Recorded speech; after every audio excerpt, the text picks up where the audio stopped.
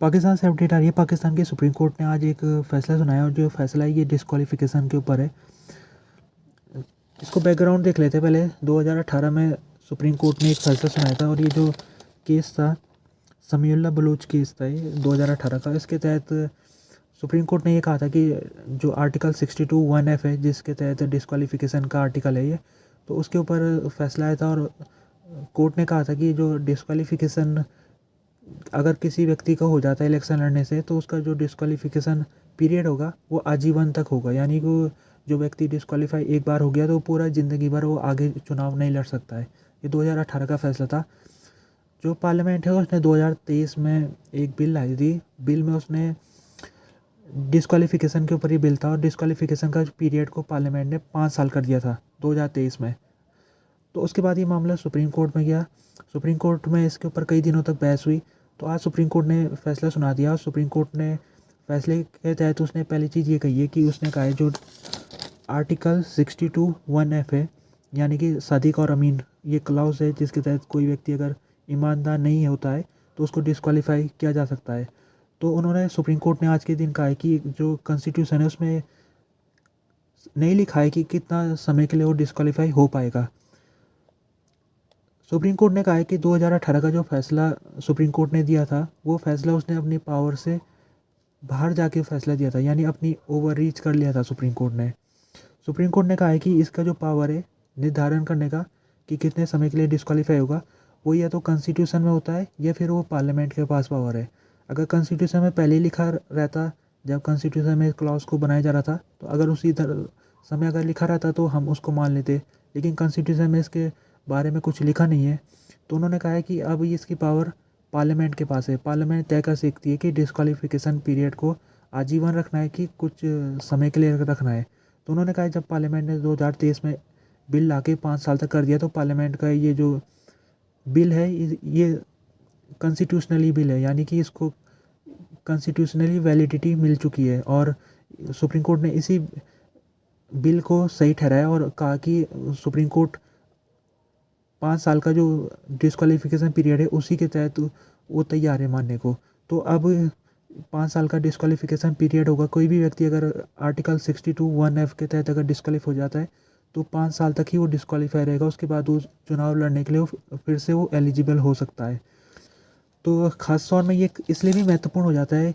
इस समय नवाज़ शरीफ वो डिस्क्वालीफाई इसी आर्टिकल के तहत चल रहे थे, तो उनका अब रास्ता साफ हो गया इलेक्शन लड़ने से। 2018 में उनको ऊपर ये लगाया गया था, 2018 से 2023 तक उनको 5 साल हो चुके। अब वो 2024 का जो 8 फरवरी का इलेक्शन है उसके लिए वो क्लियर हो चुके। साथ में कुछ और नेता है जो क्लियर हो चुके। अभी एक और सुप्रीम कोर्ट में केस चल रहा है। ये पीटीआई का पीटीआई एक पिटीशन लेके जा रही है सुप्रीम कोर्ट में। और ये पीटीआई पिटीशन जब लेके गई है तो पीटीआई ने पिटीशन में ये कहा है कि जो इलेक्शन कमीशन है वो भेदभाव कर रहा है पीटीआई पार्टी के साथ। जैसे कि पीटीआई ने कहा है कि उसके जो कैंडिडेटों के नॉमिनेशन पेपर है उसको इलेक्शन कमीशन रिजेक्ट कर रहा है। साथ में किसी नॉमिनेशन जो व्यक्ति करने जा रहा है पीटीआई पार्टी की तरफ से, उसके नॉमिनेशन पेपर को छीना जा रहा है। इस तरह से आरोप जब पीटीआई ने लगाया, और खास में पीटीआई के कुछ और आरोप है।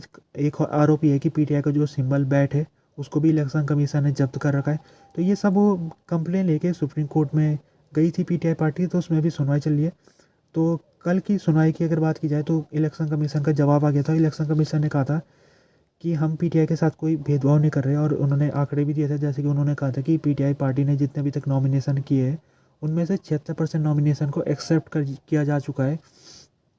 तो इलेक्शन कमीशन ने कहा है कि अगर किसी पीटीआई पार्टी को लगता है, पीटीआई पार्टी को एक नॉमिनी को लगता है कि उसका नॉमिनेशन पेपर रिजेक्ट हो गया है, तो वो अपील कर सकता है। उसके लिए हमने एक ट्रिब्यूनल भी बना रखा है, तो उसमें वो अपील कर सकता है। तो इलेक्शन कमीशन ने कल ही आंकड़े दिए थे और उसने कोर्ट के सामने कहा था कि वो किसी भी पार्टी के साथ भेदभाव नहीं कर रहा है और सबके साथ वो बराबर का सलूक कर रहा है। तो आज के दिन भी सुनवाई चली। आज के दिन जो पीटीआई की पार्टी के जो लॉयर है उन्होंने बात कही है और उन्होंने फिर से वही आरोप लगाए इलेक्शन कमीशन के ऊपर कि इलेक्शन कमीशन पीटीआई के साथ ही भेदभाव कर रहा है इलेक्शन में। तो सुप्रीम कोर्ट ने आज पीटीआई के लॉयर को डांट लगाई है और कहा है कि आप यहाँ पर पॉलिटिकल बात ही मत कीजिए। आपके पास अगर कोई फैक्ट है जिससे पता लगा सके आप, जिससे आप ये एविडेंस दे सकें हमें कि आपके साथ भेदभाव हो रहा है, तो हम आपकी बात सुनने के लिए तैयार है। लेकिन आप इलेक्शन कमीशन को बदनाम मत कीजिए बिना किसी एविडेंस के साथ। तो इसकी जो सुनवाई है ये आगे चलेगी। अभी 11 तारीख को सुनवाई होगी। वो 11 तारीख की जो सुनवाई है वो चीन को लेकर है, जो बैट सिंबल है पीटीआई का, उसकी सुनवाई होगी। और 15 तारीख को सुनवाई है दूसरी, वो कंटेम्प्ट ऑफ कोर्ट को लेकर है। अभी जो यूएस की तरफ से एक रिपोर्ट आई है, और जो रिपोर्ट आई है वो रिलीजियस फ्रीडम को लेकर रिपोर्ट है। इसमें पाकिस्तान को उन देशों की सूची में शामिल किया गया है जो अपने माइनॉरिटी लोगों के साथ भेदभाव करते हैं। और पाकिस्तान की गवर्नमेंट का स्टेटमेंट है जिसमें पाकिस्तान ने इस रिपोर्ट को रिजेक्ट कर दिया और कहा है कि ये बायस रिपोर्ट है, यानी ये पाकिस्तान के साथ जानबूझ के पाकिस्तान को बदनाम करने के लिए रिपोर्ट लाई गई है। पाकिस्तान की गवर्नमेंट ने कहा है कि हमने अपने माइनॉरिटी लोगों को सुरक्षित करने के लिए कई कदम उठाए और हमारे देश में माइनॉरिटी को अधिकार काफ़ी मिले हुए हैं। साथ में उन्होंने ये भी कहा है पाकिस्तान की गवर्नमेंट ने कि इंडिया, जो कि माइनॉरिटी लोगों के साथ सबसे बड़ा अन्याय कर रहा है इस समय, उसको इस लिस्ट से बाहर क्यों रखा गया है। तो यानी कि ये बात क्लियर हो जाती कि रिपोर्ट पाकिस्तान को बदनाम करने के लिए लाई गई है। और जैसे कि पाकिस्तान की गवर्नमेंट ने कहा है कि इससे रिपोर्ट के आने के बाद पाकिस्तान और अमेरिका के संबंध बिगड़ सकते हैं। रिपोर्ट में पाकिस्तान के अलावा कुछ और देशों का नाम है जो अपने माइनॉरिटी के लोगों के साथ अन्याय करते हैं, जैसे चाइना हो गया, ईरान हो गया और दूसरे देश हो गए। तो पाकिस्तान के ये जो रिपोर्ट है इसमें पहली बार नहीं है जिसमें पाकिस्तान का नाम इस लिस्ट में आया। इससे पहले भी 2022 में आया था नाम, 2020, 2018। पाकिस्तान में आज खैबर पख्तूनख्वा में एक घटना हो गई है और ये हमला हुआ था, पुलिस की गाड़ी में वो हमला हुआ था जिसमें 5 लोग अभी पुलिस के मारे गए। 27 लोग थे इस व्हीकल में जब ये धमाका हुआ। 22 लोगों को अभी भर्ती किया गया है जबकि 5 लोग अभी तक मारे जा चुके।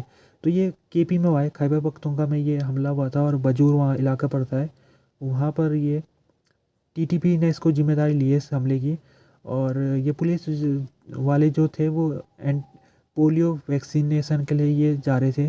तो इस तरह से ये केपी में देखने को मिल रहा है कि यहाँ पोलियो जो वर्कर्स हैं उनको निशाना बनाया जाता है कई सालों से। और पोलियो वर्कर्स को प्रोटेक्शन देने के लिए यहाँ पर आर्मी और पुलिस ने उनकी सिक्योरिटी के लिए सैन्यकर्मी लगाए रहते हैं।